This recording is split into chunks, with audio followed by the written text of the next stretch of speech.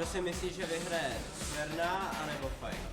Tak já si myslím, že asi Fajk určitě ne, nebo jakože Cverna už je dneska 50letý pán. Jaký máš názor na zápas Nikolo Vančury a Soukupa? Kdo si myslí, že vyhraje?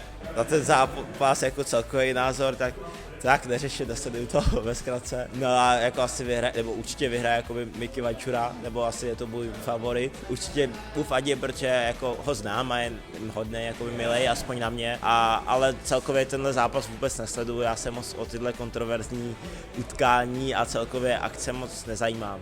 Tak jako určitě je to sportovec jako každý jiný a může si to jen tak pro sebe určitě dělat a to, že má zápasy, tak jako proč ne? Ve finále to dělá reklamu tomu sportu, nehraje si jakoby na nějakého profesionála, že bude mistr světa, dělá to pro sebe a zároveň dělá reklamu boxu, aspoň si tím něco vydělá, takže já si myslím, že je to super a hlavně motivuje mladý kluky, ať jdou sportovat, takže proč ne?